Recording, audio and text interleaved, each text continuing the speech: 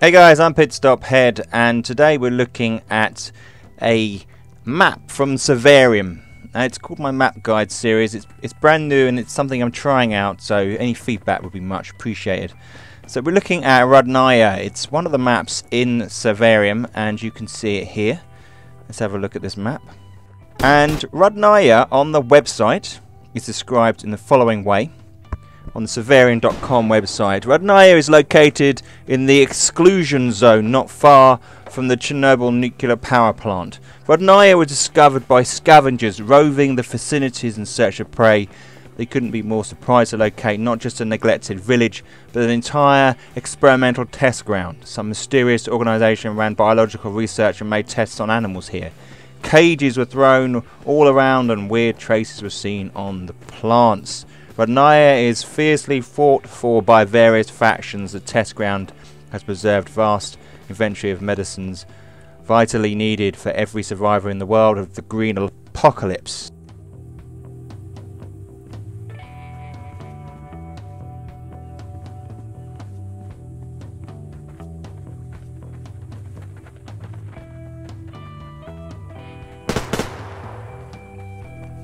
So there's a zone in Rudnya, a big ditch which we'll have a look at later, and then we have this line of houses that goes along the centre of the map. You can see on this map here the line of houses with the church to the left hand side, the building up on the hill. Now these central houses are really excellent for close quarters combat, and they provide you with loads of cover. Keeping a close quarters weapon ready is particularly useful.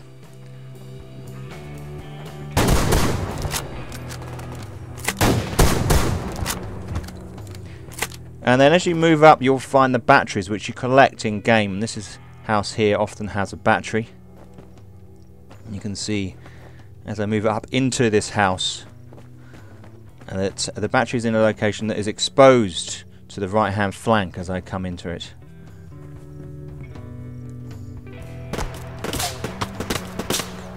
People take up positions just beyond the ditch on the right there.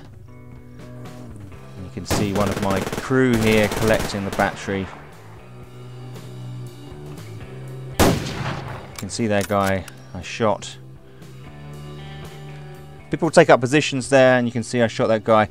This one's in the middle of the board, so as people leave both bases, this generally is where they meet, and people take up cover behind those vehicles there.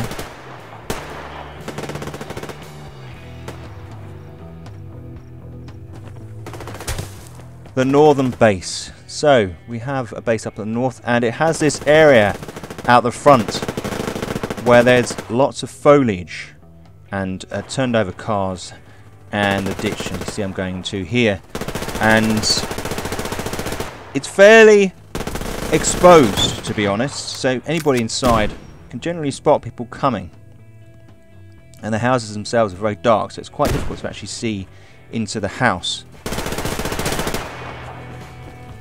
See the guy just in there. And you return your batteries to this location if you're this team.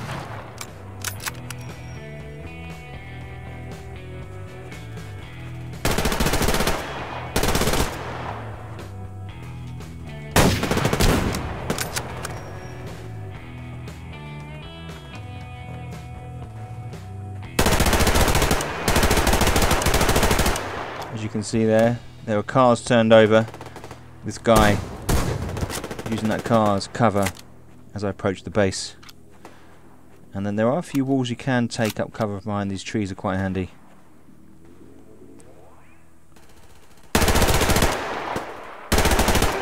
It's quite a defendable position.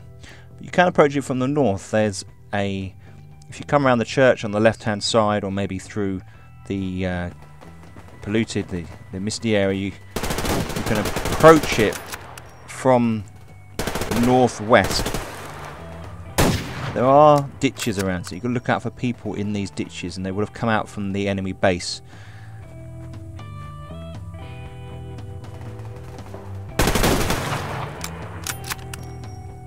And you can move on it's quite difficult. These slopes are quite steep, so there's only a few locations where you can actually come up, and then the enemy base is there as we approach the northern base. It has a wall down one side, which is good cover for the enemy. Also, if you can get to that wall, it's quite good. And then we have the southern base. Now this base is much harder to defend because there are two locations where you can come at it. It's a church run, which is up the left of the map, and you move through ditches and you can approach up the ridge like this example here, just coming from the churchyard now.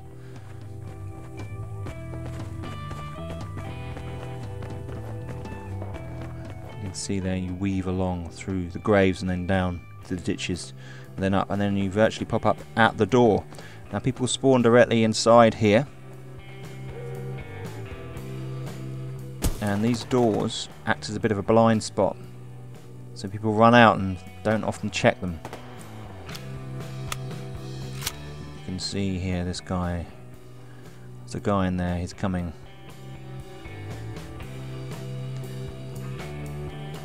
And he doesn't see me, so he runs straight by me. Down he goes. Then you can go inside. It's quite risky to go inside because obviously people are spawning and running out at speed here. And then you should be able to shoot anybody that comes through. You should be able to, I say, if they get you first.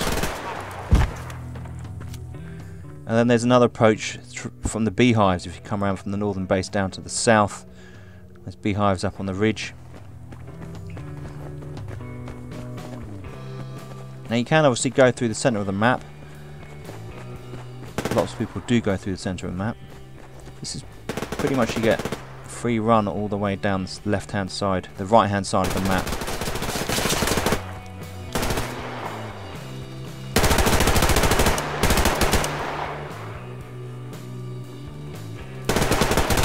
I've moved in a bit here, but the running down that wing there has allowed me to come in the side here into the cover of these houses.